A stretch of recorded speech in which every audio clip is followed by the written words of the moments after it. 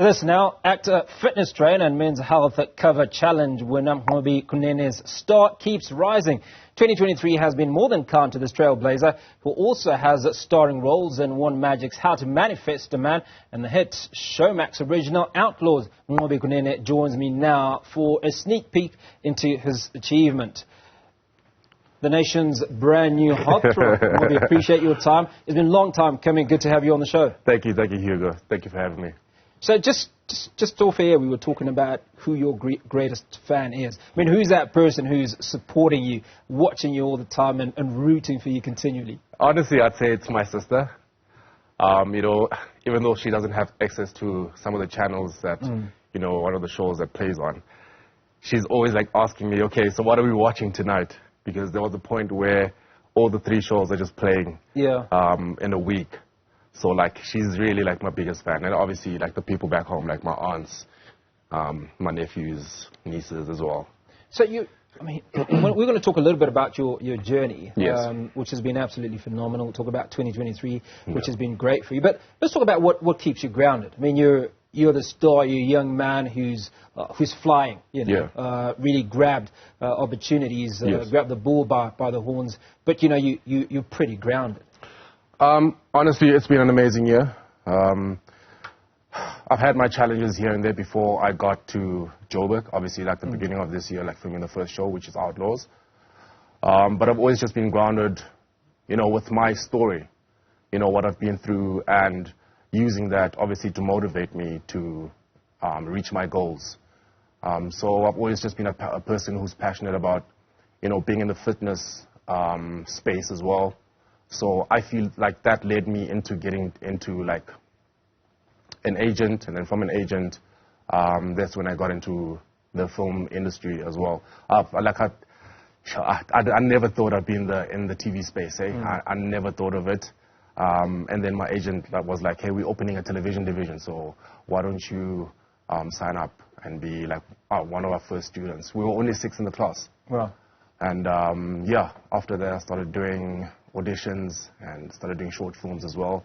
We also have, like, our own passion project, which I believe is my idea that I came up with, like, during, like, the lockdown time. I think it was around level 3 of lockdown.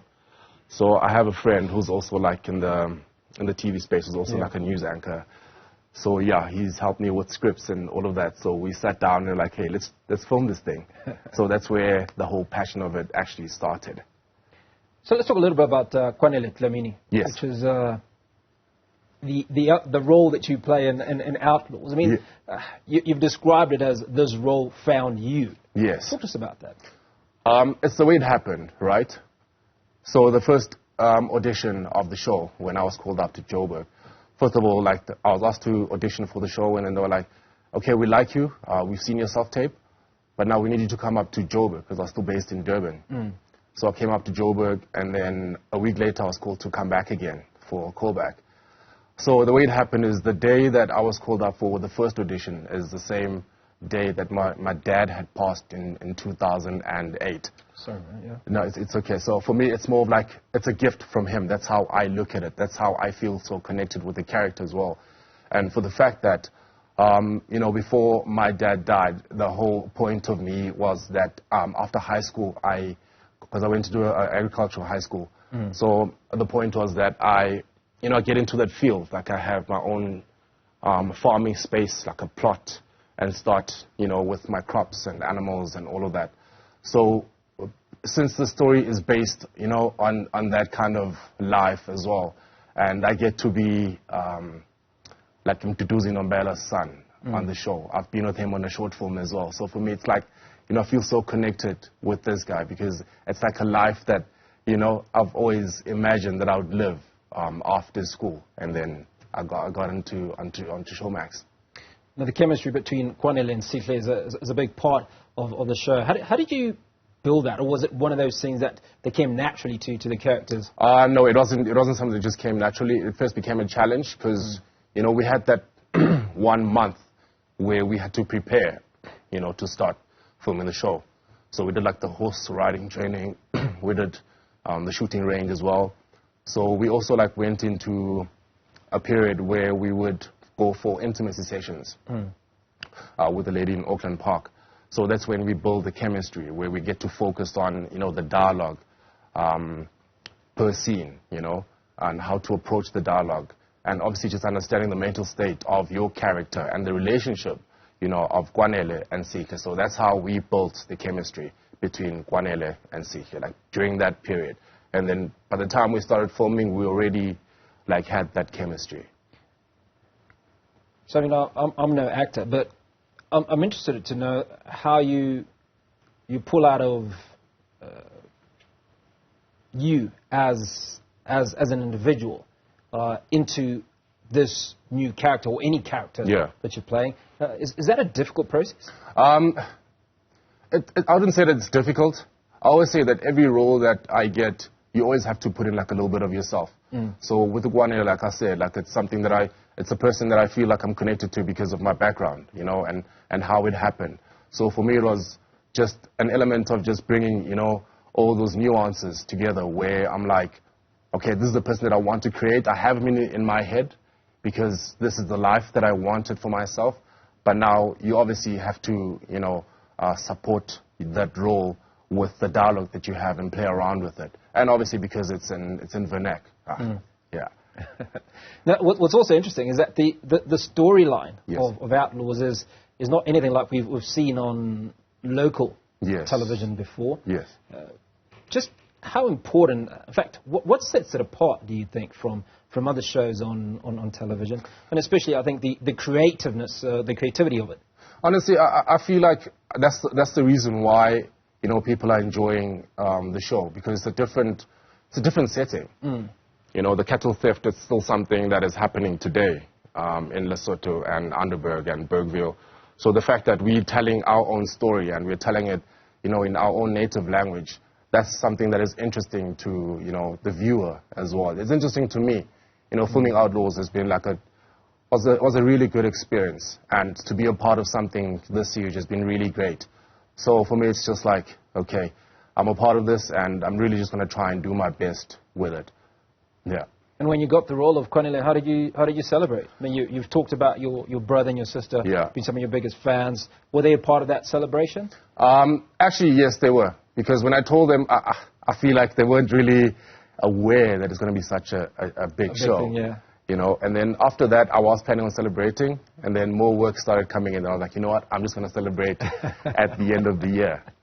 So yeah, I'm still planning on celebrating. So it's not just me celebrating, Outlaws, but it's me celebrating just, how just God has been to me this year.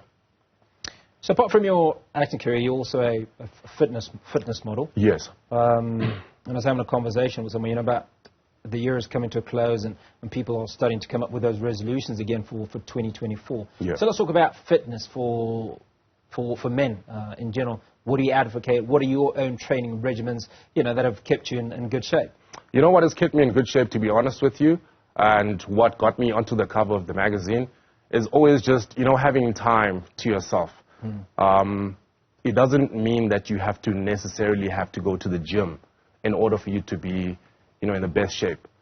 What got me onto the cover of that Men's Health magazine was just me training using my own body as resistance.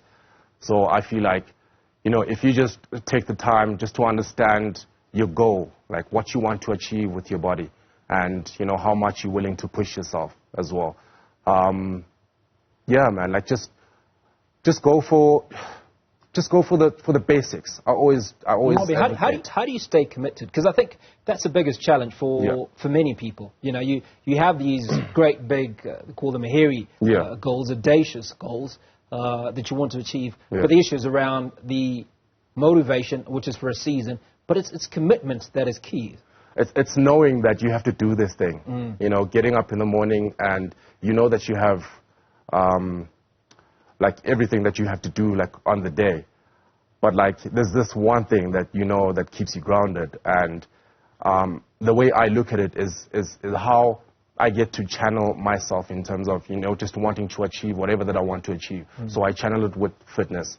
So in anything that I want to get to, I want to achieve, whether it's a week, whether it's a month, I always channel it with the fitness. So it's me waking up knowing that I have to get to the gym and just get it done. I don't even have to go there. Like, I also enjoy training outdoors, like doing cardio and doing bodyweight training. So that's where I also just have fun. Yeah. So you're doing phenomenally well on the local scene, but obviously the world stage has got to be something that's on your horizon. Yeah.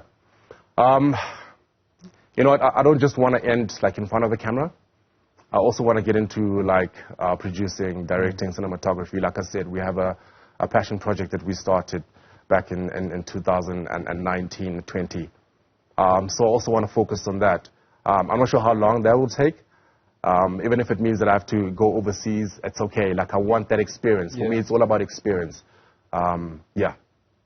Now, this show is a big show for Showmax. So let's talk about local producers and what they're doing for homegrown talent. I mean, individuals such as yourselves, and I'd imagine many others that are on the set. Like, it's great to meet like the directors that I've worked with, the producers as well. Like, it's really amazing. So for me, I look at it as, you know, it's a gift. Like I say, like it keeps me grounded, and I always attack each role knowing that it's a gift from God. That's just how I look at it. So all of that is just like, it's unbelievable what has happened this year. Like, I wake up every morning and pinching myself, am I even still alive? So yeah, that's just how it's just. Before we let you go, I know that there are many young aspiring actors and actresses out there that are looking to follow in your footsteps. What would you say are some of the key steps that you followed, or that they should follow, certainly to get them to a state of readiness for whenever that opportunity arises? It's obviously just holding on to the vision and not letting anything come between you and what you want to achieve for yourself. And also being patient. You have to be patient with yourself. You have to be patient with God as well. That's just what has kept me going. Mnqobi Kunene, appreciate your time. Thanks so much for coming onto the show. Thank you so much, Hugo. Thank you for having me.